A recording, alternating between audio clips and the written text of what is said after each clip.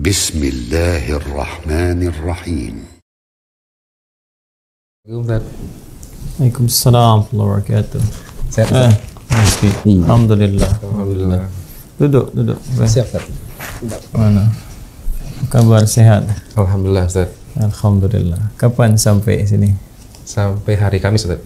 Kami Hari keluarga Rabu. sehat. Betul, alhamdulillah. Anak sehat ya? Alhamdulillah, Ustaz. Alhamdulillah. Mudah-mudahan semuanya baik-baik. Amin, amin. Gimana di jalan ramai? Agak sepi, Ustaz, hari Rabu. Sepi. Iya. Oh, Rabu sepi ya? Hari kerja itu. Kerja, tapi kan nanti libur ya 17 Agustus ya? Oh iya, betul, Ustaz. Iya, ikut upacara ya? Oh iya. Ya, ikut upacara, kemudian juga bikin kegiatan yang menjadikan kita satu mensyukuri nikmat kemerdekaan, yang kedua selalu menampilkan nasionalisme dalam setiap keadaan, cinta tanah air, cinta bangsa, dan yang paling penting mewujudkan karya nyata. Ya, jangan sampai bangga tapi nggak bisa membuat sesuatu yang memakmurkan negeri. Gimana? Ada berita apa? Biasanya suka bawa berita. Betul, Ustaz. Ini seperti bisa di media sosial itu sekarang lagi rame-ramenya, Ustaz, lagi rame.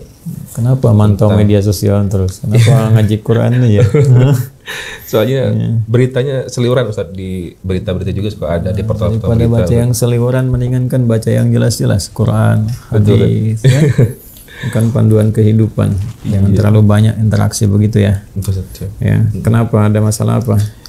Ini apa namanya, rame lagi diperbincangkan itu yang di medsos itu ramai soal dukun. Dukun yang bahkan yang menggunakan ayat-ayat Al-Qur'an, Ustaz, seperti itu. Ada yang begitu. Iya, ternyata. Begitu ya? Betul. Zaman Nabi dituduh dukun, sekarang dukunnya pakai Quran. Iya. Pertama, jadi hukum berkonsultasi, meminta sesuatu, membenarkan dunia perdukunan atau apa yang dikatakan dukun sendiri, itu ancamannya tinggi dari Nabi SAW. Berbahaya itu ya. Jadi ada salah satu hadis yang diriwayatkan oleh sahabat Abdullah bin Mas'ud radhiyallahu taala anhu, beliau menyampaikan, qala Nabi sallallahu alaihi wasallam, Nabi sallallahu alaihi wasallam pernah bersabda, "Wa bima ma'na wa kama qala Rasulullah sallallahu alaihi wasallam, man ata arrafan aw sahiran aw kahinan fasa'alahu." Siapa yang datang, kata Nabi sallallahu alaihi wasallam, kepada arrafan. Arrafan itu orang sebut sekarang kayak orang pintar, gitu kan. Nah, paranormal lah ya. Nah, macam-macam lah selalu dibahasakan yang bagus-bagus ya. Padahal juga jadi masalah. Kenapa disebut orang pintar? Karena yang datang bodoh. Iya juga betul. Kenapa disebut orang pintar? Karena yang datang bodoh. Kalau nggak bodoh kan nggak datang ke situ. Tapi intinya begitulah gitu, penerawang dan sebagainya. Nah, kemudian yang kedua sahiran, tukang sihir, magic dan sebagainya yang memang ditujukan untuk sihir, santet dan semisalnya. Lalu yang ketiga kahinan, dukun. Jadi ada satu kayak paranormal, kekinian dia bahasanya. Kemudian yang kedua tukang sihir, yang ketiga adalah dukun. Fasadahu, lalu meminta sesuatu, konsultasi kah, minta untuk jasa tertentu kah, penerawangan, minta jimat, minta ini, minta itu, atau minta jasa untuk menyakiti seseorang dengan sihir, ya, minta jimat pada dukun tertentu misalnya dengan sesuatu. Kemudian ini yang jadi persoalan, ya, fayusaddiquhu bima yaqul. Kemudian dia membenarkan, meyakini apa yang disampaikan oleh dukun itu, ya, atau tukang sihir itu, atau paranormal itu. Apa kata Nabi sallallahu alaihi wasallam? Nah, ini yang paling berbahaya. Itu diancam langsung dengan kalimat Nabi, faqad kafara bima unzila ala Muhammadin sallallahu alaihi wasallam. Maka pada saat orang itu datang ke dukun, ke tukang sihir, ke paranormal dan membenarkan apa yang disampaikan oleh orang-orang itu, maka dia telah mengingkari, telah kufur terhadap segala yang diturunkan kepada Nabi Muhammad sallallahu alaihi wasallam. Ya. Nah, itu di antara uslub, ya, atau cara menyampaikan informasi yang menunjukkan kecaman yang sangat tinggi, bahkan nanti menunjukkan kepada kekufuran terhadap nilai-nilai syariat yang paling pokok, yaitu akidah. Itu berbahaya. Itu berbahaya. Kata Nabi sendiri itu telah kufur dengan syariat Nabi. Karena itu anjurannya adalah segera bertaubat, ya. Jadi jangan sampai melibatkan diri pada yang seperti itu. Ya, harus kita sampaikan agar segera bertobat, karena itu termasuk satu di antara 7 dosa besar, ya, yang berpeluang mendapatkan murka Allah Subhanahu wa taala dan juga bisa menggugurkan nanti nilai-nilai ketaatan kalau dia muslim, ya, yang selama ini dia misalnya berusaha untuk membangun diri, dia sholat misalnya atau bahkan haji atau umrah, tapi dia datang ke dukun, datang ke tukang sihir, datang ke paranormal, ya, berbuat syirik, masuk bagian dari syirik nanti itu, karena mempercayai sesuatu yang Allah larang dan menduakan sesuatu yang telah Allah kemudian tegaskan tidak ada itu semua, ya. Jadi sesuatu yang sangat berbahaya. Di An-Nisa itu di ayat 48 misalnya tegas Allah menyampaikan, innallaha la yaghfiru ay yushraka bihi wa yaghfiru ma duna dzalika liman yasha, ya.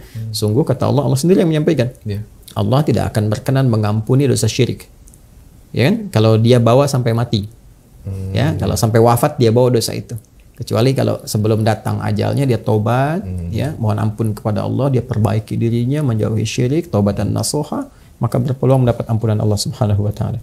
Tapi kalau dia pertahankan sampai dengan dia wafat, sampai kembali kepada Allah, maka amal apapun yang dia kerjakan terhapus semuanya, ya, dan itu sangat berbahaya ancamannya.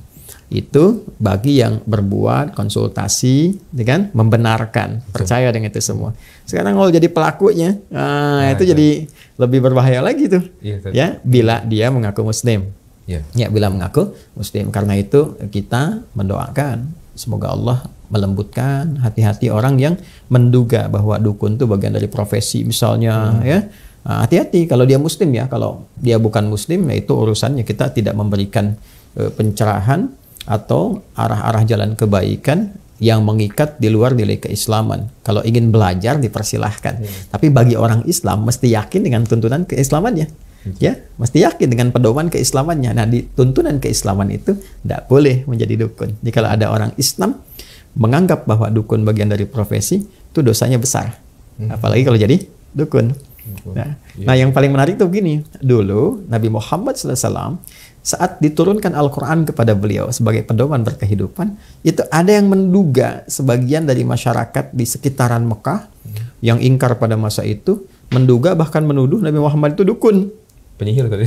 Iya, dituduh penyihir, dituduh penyair, dituduh gila, dituduh lagi dukun. Jadi ayat-ayat Quran itu diposisikan sebagai jimatnya, katanya Muhammad bawa jimat, dia dukun tuh.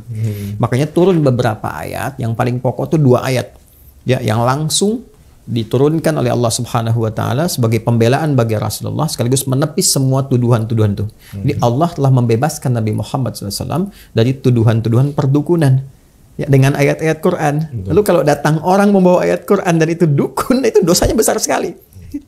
Nabi Muhammad dituduh dukun, ya, Qurannya sebagai jimat, dibebaskan oleh Allah tuduhan itu. Lantas datang orang belakangan, ya, mengaku dukun, membawa ayat Quran sebagai jimat, itu dosanya besar. Kebayang nggak cara berpikirnya? Ya? Nah, di surat apa kira-kira? Di surat Al-Haqqah, ya, surat Al-Haqqah ayat 42. Wa ma huwa biqauli kahin qalilan ma tadhakkarun.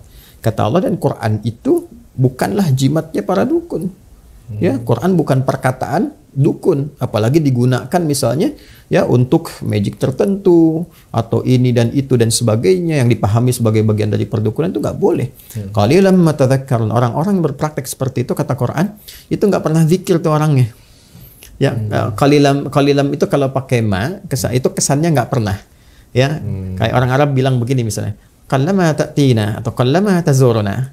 Kayaknya kamu lama itu kan diartikan sedikit, ya, dikit sekali datangnya, gitu kan, dikit sekali ngunjungin saya ke sini. Nah, itu terjemahan bebasnya. Tapi secara balaghah kata qallama ta'tina itu atau qalilan ma itu menunjukkan nggak pernah.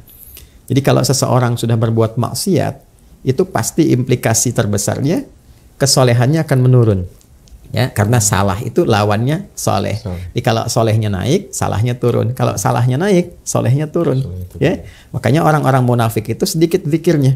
Innal munafiqina yukhadi'una Allah wa huwa khadi'uhum wa idza qamu ila sholati qamu kusala yura'una an-nasa wa la yadhkuruna Allah illa qalila wa la yadhkuruna Allah illa qalila. Ya, An-Nisa ayat 142. Kata Allah, orang munafik itu kan banyak problemnya tuh.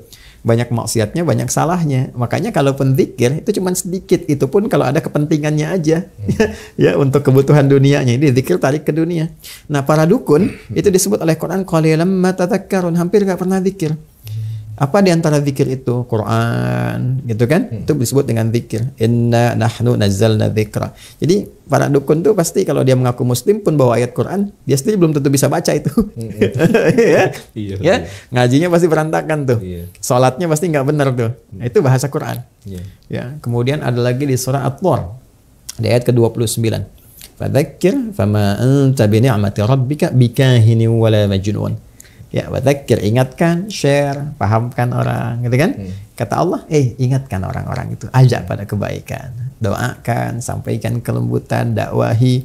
Kamu itu telah mendapatkan nikmat Allah. Kata Allah Subhanahu wa taala, Muhammad SAW, engkau dengan nikmat Rabbmu itu diberikan kenikmatan besar. Dengan nikmat itu, engkau bukanlah seorang dukun. Kau bukan pula orang-orang yang terduga mengalami penyakit jiwa, gitu kan? Disebut gila dan sebagainya. Engkau bukan itu. Engkau adalah orang yang mendapatkan kelengkapan nikmat dari Allah Subhanahu wa taala.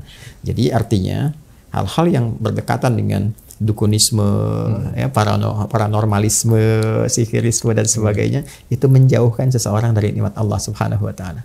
Dan kenikmatan terbesar itu ketika seorang hamba tersambung dengan Allah lewat zikir.